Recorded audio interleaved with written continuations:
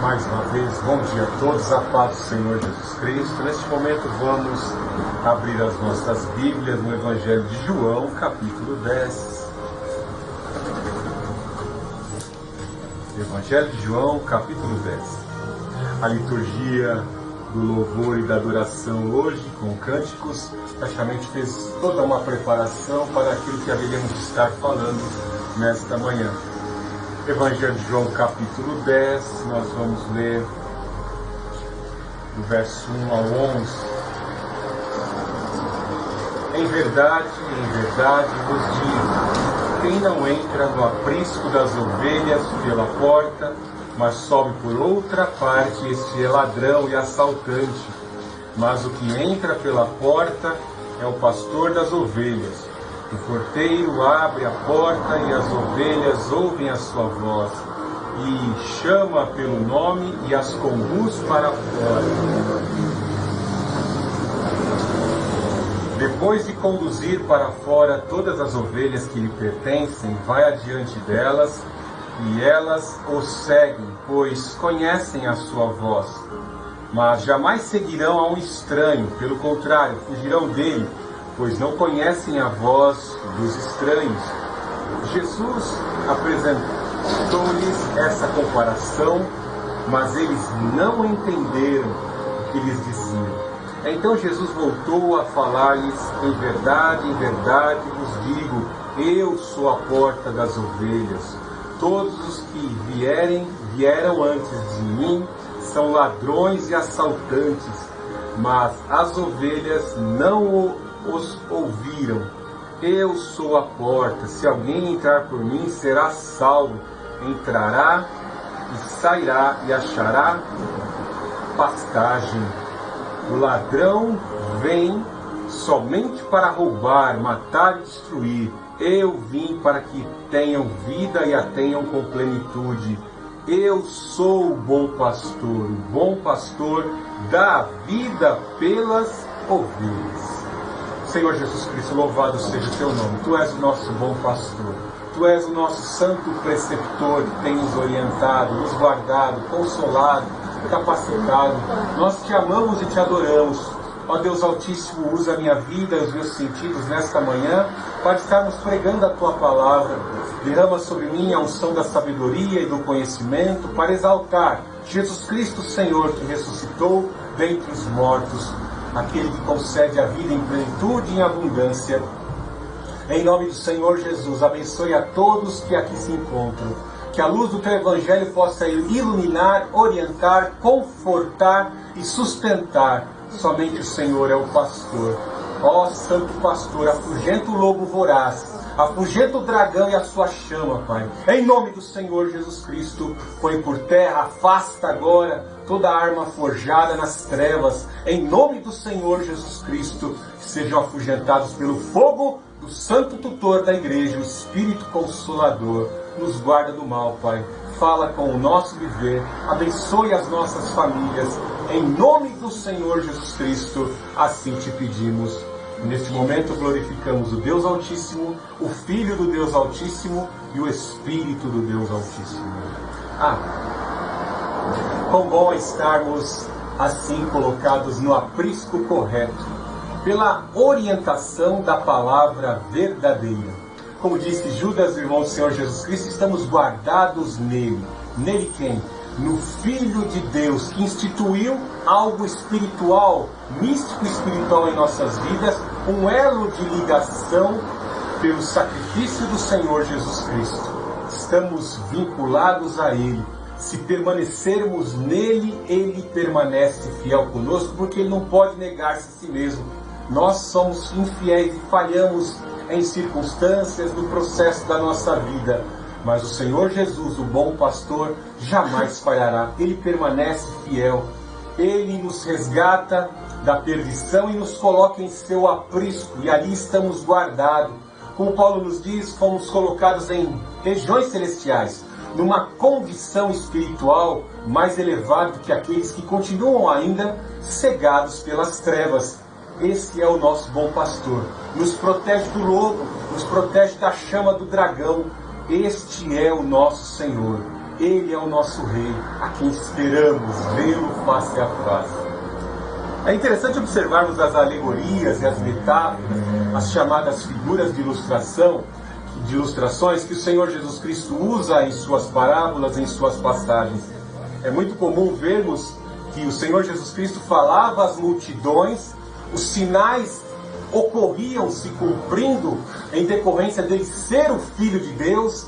Isaías 61 estava se cumprindo, ele estava dando visão aos cegos, os coxos, aleijados, pessoas deficientes estavam sendo curadas milagrosamente, pessoas más do coração endurecido estavam sendo, de certa forma, amolecidas e convertidas ao cristianismo e agora estavam seguindo um pastor.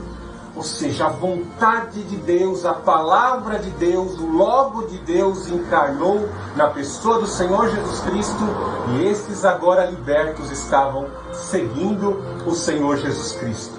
Algo de interessante demonstrarmos que desde o nascimento até esta circunstância aqui, você pode observar que o capítulo 10 ele está conectado, correlacionado com o capítulo 9, onde vemos aqui que a casta dos maiorais da religião, principalmente os escribas e fariseus, que tanto se dedicavam ao pesquisar, analisar as escrituras, desde o nascimento do Senhor Jesus Cristo, vendo os sinais ocorrerem nos céus, vendo os sinais sendo desenvolvidos pelo Senhor Jesus Cristo, cumprindo Isaías 61, eles endureceram seus corações e não creram. Um cego havia sido curado. Nós vemos lá em Isaías 61 que o Filho do Deus Altíssimo era alguém ungido e santificado. Na pessoa do próprio Deus, o Filho haveria de dar visão aos cegos, conceder cura aos aleijados, aos leprosos, abertura de prisões espirituais, aqueles que estavam cativos nas prisões demoníacas. E nós vemos que pela inveja, pela dor de cotovelo, assim esses homens odiavam, rangiam os dentes, tão estudiosos. Nós vemos que na humildade os 3 astrônomos vieram do Oriente. Gaspar, Belchior e Baltazar vieram de longe porque perceberam as anormalidades, os fenômenos sobrenaturais e extraordinários estavam ocorrendo no céu. Uma estrela diferente estava no céu, pode ser um anjo, ou talvez um alinhamento estelar ou planetário, não se sabe ao certo, mas os astrônomos notaram. E buscando na sabedoria de Isaías e dos profetas, eles saíram na missão de adorar o Rei que estabeleceria uma nova era, o Filho do Deus Altíssimo. E nós vemos que os fariseus, os saduceus daquela época, orientaram os astrônomos que o menino nasceria em Belém, mas eles não foram para lá adorar. Agora estava se cumprindo aqui, havia se passado mais de 30 anos, e aqui nós vemos que muitos deles, talvez alguns até vivos ainda resistindo ao Filho de Deus. Um cego havia sido curado. Veja algo interessante, que havia muitas dúvidas entre eles. Em João 10, 20 está dizendo, 10, 19, por causa dessas palavras houve uma outra divisão entre os judeus. Muitos deles diziam, ele está endemoniado e perdeu o juízo porque o escutais. Então veja que os invejosos diziam, ele expulsa demônio, ele ministrou essa cura e os sinais que ele realiza são curações demoníacas, são os demônios realizando, movidos de inveja, porque como falsos pastores não poderiam ministrar cura. Tentavam depreciar o dom de Deus, tentavam depreciar o Filho de Deus e blasfemaram contra o Espírito Santo. Por esse pecado, eles foram condenados e não havia perdão para eles. Assim disse o Senhor Jesus. Veja outra categoria. Outros comentavam, essas palavras não são de um endemoniado. Será que um demônio pode abrir os olhos dos cegos? Veja que a categoria daqueles, dos pequeninos, dos bem-aventurados, dos felizardos, que alguns não precisaram nem ver os sinais, mas que ensinamento é esse que liberta? Que ensinamento de verdade é esse que me liberta do sistema, me faz ser livre, não ser aprisionado por nada que o sistema mundano me oferece? Que sinais maravilhosos é esse? Que glorificam, porque os sinais decorrem e o Senhor Jesus Cristo glorificava o Pai. Ele fala aqui no verso 25, Jesus lhes respondeu, eu já vos disse, mas não credes. As obras que eu faço em nome do meu Pai dão testemunho de mim, mas vós não credes, porque não sois minhas ovelhas. O Senhor Jesus Cristo glorificava ao Pai, dizendo, eu tenho poder para curar, porque foi eu que criei. Eu crio um outro olho, porque foi eu que criei os olhos aos homens. Eu crio novas pernas, eu faço pernas saudáveis, porque eu criei o corpo humano. Algo de maravilhoso, veja que ele fala aqui no 21, na parte final, será que os demônios podem abrir olhos de cego? Os demônios podem até fazer isso, mas não podem conceder o corpo incorruptível eterno, igual ao do Senhor Jesus Cristo, pois ele disse, destrua esse corpo, e ao terceiro dia eu retornarei, o meu Pai me dará vida novamente. Algo terrível é que muitos fazem sinais, realizam até curas, mas exaltam a eles mesmos, porque o egoísmo exalta Satanás, como dizia Aleister Crowley, né? O homem tem direito a fazer o que bem entende, o homem é o próprio Deus dentro de si. O egoísmo já é satânico, a idolatria, a egolatria já é satânica. Então, se Jesus Cristo realizava sinais e glorificava o Deus Altíssimo, isso mostra que ele estava expandindo o reino de Deus ao invés de destruí-lo. Se uma pessoa endemoniada faz sinais, está glorificando o quê? Não jamais glorificaria o reino de Deus, porque ela está a serviço dos demônios, a serviço de Satanás. Promove curas para expandir o reino de Satanás e não a do Senhor Jesus Cristo. Veja que existem organizações que promovem cura, promovem sinais, mas não propagam que Jesus Cristo é a verdade e o único que pode promover a salvação eterna. Louvado seja o nome do Senhor Jesus Cristo, pois nos dias de hoje ainda continuam-se essas dissensões, essas discussões, e é muito comum vermos nos dias de hoje muitos grupos ideológicos terem os seus pastores, muitos grupos religiosos terem os seus pastores, têm os ícones das suas instituições. E algo tão terrível que nesta época os fariseus sentiam um obcecado ciúme, uma terrível inveja do Senhor Jesus Cristo, e é o que o diabo sente. Desde a sua queda, ele quis a adoração que era devida ao Senhor Jesus Cristo. Por isso que ele expressa, ele dissemina, ele proclama esta mentira e o engodo na terra para exaltar a ele mesmo.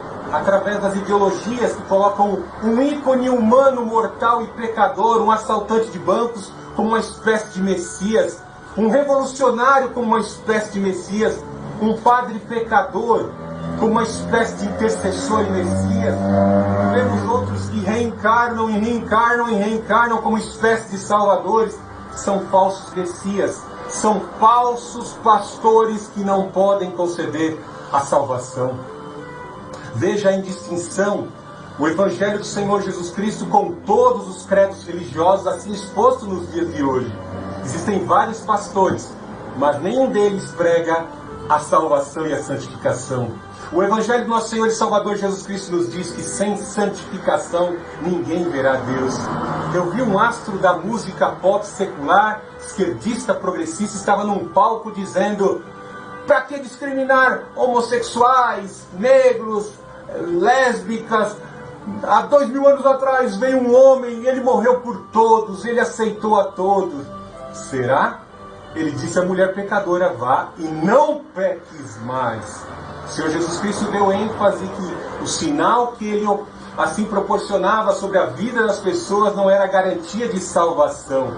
O que era a garantia da salvação é o abandono do pecado e a nutrição, o inserimento dos valores do caráter do Senhor Jesus no caráter daquele que ouve o Evangelho.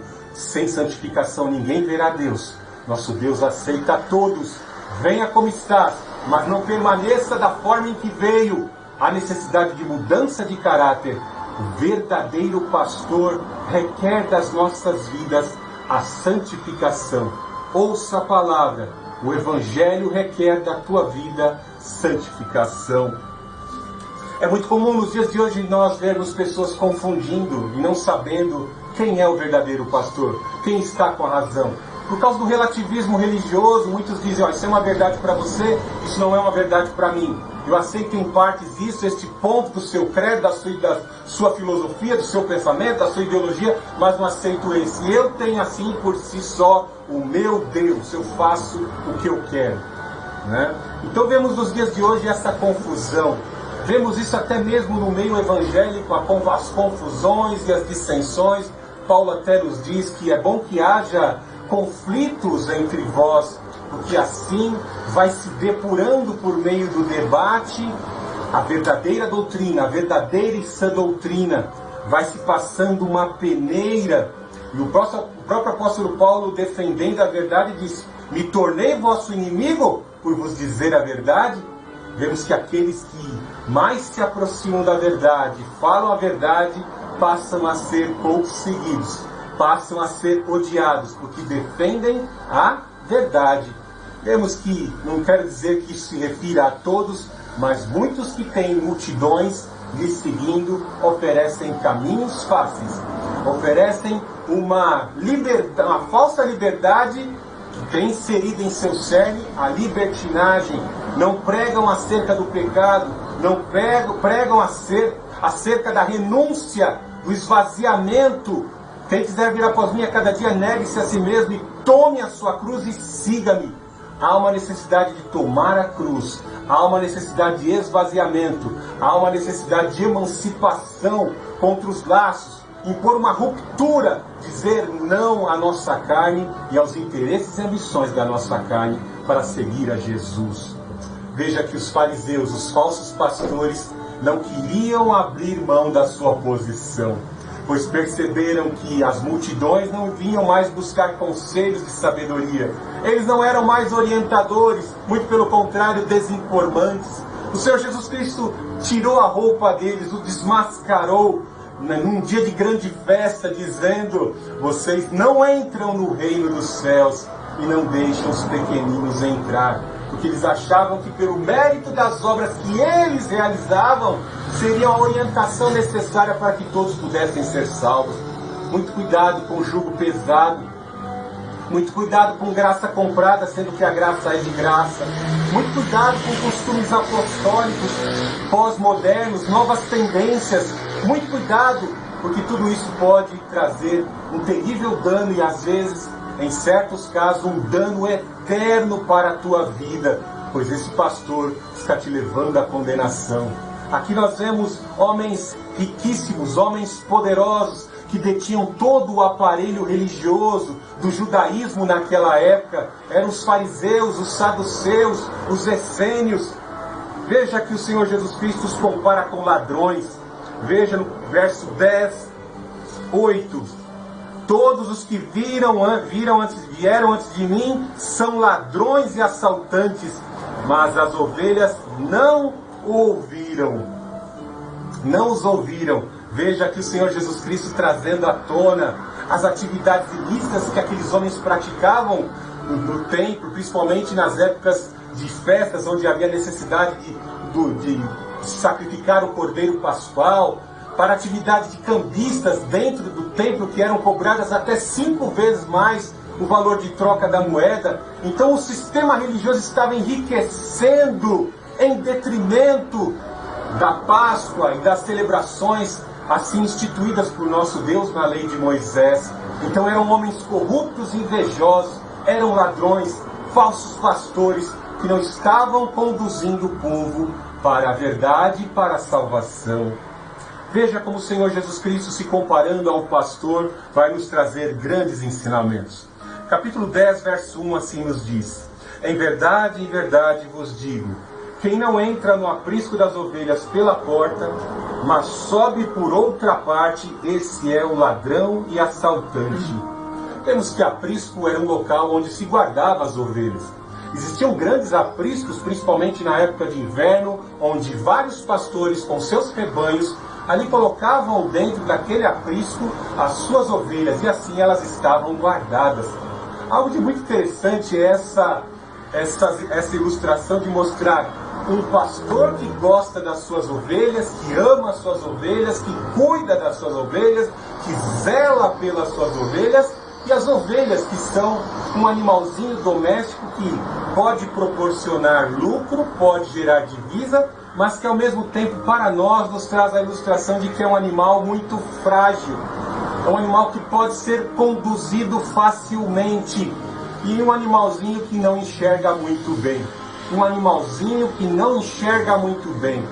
Todos nós somos dotados das mesmas deficiências da ovelha. Às vezes somos seduzidos pelo encanto da letra. Às vezes a gente é seduzido por aquele homem preletor que fala, que domina as letras, que domina a palavra. E de repente você começa a ver as obras desses líderes e você se decepciona. Eu posso aqui selecionar 10 nas minhas mãos, representando cada um dos líderes espirituais que já foram ícones da pregação, ícones da letra, ícones da palavra de Deus, e que hoje, sinceramente, não acredito nem na salvação desses homens se não houver arrependimento desses homens. Eu, como você, ou como qualquer outro, já fui enganado por aquilo que eu estava lendo.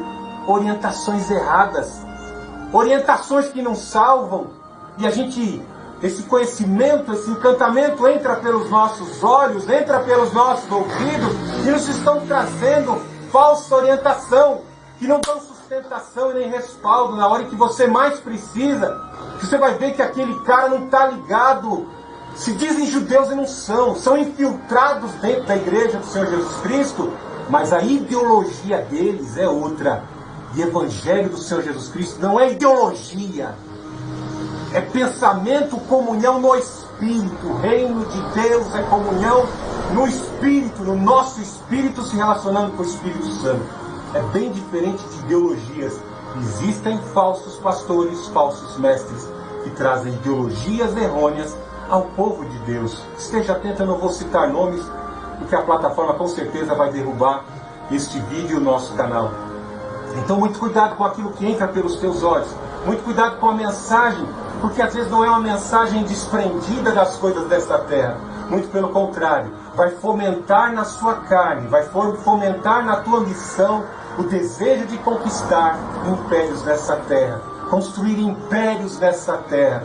Tem que haver um equilíbrio. Se você não tiver na sua mente que nada dessa terra poderemos levar, que o dinheiro é a raiz de todos os males, quando o Senhor Jesus Cristo colocou lá a comparação de que não existem dois senhores, ou se serve a Deus ou se serve a Mamon, ou se serve ao dinheiro ou se serve a mim, Jesus Cristo. Não é que o Senhor Jesus Cristo está dizendo que o dinheiro está em pé de igualdade a Ele. Não existe ninguém em pé de igualdade, em poder e glória ao Senhor Jesus Cristo. Mas na nossa consciência a gente coloca outros deuses. O Espírito de Deus, o Espírito que em vós habita, sente ciúmes. Nós começamos ao longo da nossa vida, às vezes fomentado por falsos pastores, por falsas mensagens, a construir em nosso coração ambições com as coisas materiais, de sorte que nada poderemos levar dessa terra. E às vezes a pessoa está pensando que está salva, mas está com os pés presos no dinheiro, no materialismo dessa terra. Portanto, nós temos que ter um equilíbrio, que temos que avançar, temos que conquistar, como Caleb conquistou, como Josué conquistou, como Davi conquistou as promessas e cumprir o propósito de Deus. Sim, nós temos que conquistar, buscar, lutar e concluir o propósito de Deus. Mas o Senhor Deus, o Senhor Jesus, tem que continuar sendo o nosso maior tesouro. Cuida da tua vida para que ninguém tire a coroa da tua cabeça. Tirar a coroa da tua cabeça. Às vezes o dinheiro, as opções da vida tiram a coroa de salvação da tua cabeça. Ovelha não enxerga muito bem. Ovelha tem que ser cuidada. E às vezes é terrível, porque igreja é uma espécie de hospital espiritual, onde principalmente as pessoas vêm aqui na igreja. Eu digo isso porque às vezes o meu Facebook no Viva Voz lá, ou na teleconferência, as pessoas se aproximam muito aqui, não só pessoas, mas como às vezes até pastores e alunos do seminário com doenças espirituais e emocionais. Pastores e ovelhas vêm com doenças emocionais e espirituais. Isso é consequência de quê? Porque às vezes no nosso caminhar, de vida, a gente olha para a pessoa e pensa que aquilo é de Deus. Mas aquela pessoa não está buscando a evolução, prosseguir em conhecer ao Senhor, alterar a sua vida, e aquela pessoa proporciona a você o engodo, traz para você uma terrível frustração, coloca você em terríveis condições. Por isso que Paulo orienta a Timóteo, o bispo de Éfeso: não te precipites a impor as mãos sobre ninguém, não seja participante do pecado dos outros. Você tem que estar atento no relacionamento. As pessoas têm níveis espirituais de comunhão com Deus. Outros são mais entregues, outros são verdadeiros confidentes, outros não são bons confidentes. Ele vai usar aquela arma que você falou para ele contra você. Ele entra dentro da sua casa e vai usar aquilo como arma contra você. Na sua empresa ele vai te passar o rodo, vai te ali traçar uma chinela e vai te derrubar. Então a ovelha é facilmente enganada, mas também é facilmente conduzida. Como eu disse, o encanto das letras. Muito cuidado, pois o diabo ele se infiltrou em diversas vezes. Eu vou estar trazendo em outras mensagens aqui essas terríveis infiltrações do diabo no meio do povo de Deus. E isso nunca foi falado? Várias vezes. Basta você ler segunda epístola de Pedro, capítulo 2. Nós vemos lá Pedro trazer a descrição do caráter dos falsos mestres gnósticos. Carnais, amantes do dinheiro, da lascívia, fornicário, nuvem sem chuva. Já pensou você querendo plantar, você querendo produzir, e aquele pastor, aquele líder nuvem, não manda chuva, ele não faz você prosperar. Quando você passa a seguir essa pessoa, você só empobrece. Você empobrece espiritualmente, você começa a secar, você não produz fruto. Paulo tinha tanta confiança na palavra nele inserida que ele disse: sede meus imitadores, como eu sou do Senhor Jesus Cristo. Você tem um nome, você tem que ser referencial, principalmente se você é líder. As ovelhas vão seguir você. As ovelhas são facilmente assim, encantadas pela palavra. Eu tenho muito conteúdo para este ensinamento de Deus, por isso que vemos muita frustração no meio do povo de Deus. Essa questão de seguirem falsos pastores. Ovelha, busque pelo sangue, pelo poder do Senhor Jesus Cristo, da sua palavra. Busque palavra respaldada na palavra, busque ouvir mensagens respaldadas na palavra de Deus. Veja algo interessante, que aqui com certeza ele fala de alguém que não entra pela porta. O texto da igreja de Filadélfia nos fala que ele abriu uma porta para o seu povo. E aí as pessoas pensam: Senhor, o Senhor nos abriu uma porta e nós estamos passando por aflições. O diabo ele vai levantar aflições para a tua vida, você como ovelha, porque agora você tem a verdade, ele quer roubar essa verdade de você, para fazer você pensar que aquele que te orientou, que te abriu uma porta, é um mentiroso. Às vezes você recebe a bênção de um emprego, às vezes você recebe a bênção de um casamento, aquele marido que você detalhou: eu quero moreno, alto, forte, assim. Passa um tempo, Deus dá para você. Depois que você conquista e casa, você começa a não valorizar. E o diabo joga seta por meio de novela na tua vida, novela, entretenimento do Netflix, para mostrar assim: não valoriza isso aí não. Deus te enganou, você foi enganado, você foi seduzido por uma miragem, né? Influencia a traição, o adultério, a fornicação. As pessoas deixam de valorizar aquilo que Deus concedeu. Os fariseus eram bem típicos nisso, porque ficavam tão ali apegados à letra e tinha que ser do jeito deles. Para o fariseu era 880. E na visão dos fariseus, na visão dos zelotes, o Jesus, o Messias, era 500 vezes mais poderoso que Davi para promover a emancipação do povo do cativeiro romano naquela época. E o Senhor Jesus Cristo tinha todo esse poder. Não imagine que ele ressuscitou mortos. E ele disse que se ele quisesse, ele chamaria 12 legiões de anjos naquele momento em que ele foi capturado diante daquela conspiração. Só que para esses homens, eles não conseguiam compreender.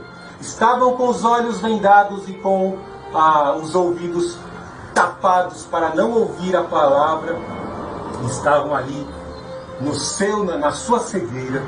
Veja que ilustração maravilhosa, com certeza, o Senhor Jesus Cristo, como bom pastor que quer levar as suas ovelhas para um aprisco seguro, ele se compara àquilo que está lá em Isaías capítulo 1, verso 3, que nos diz assim: o boi conhece o seu proprietário, e o jumento, o coxo posto pelo dono, mas Israel não tem conhecimento, o meu povo não entende.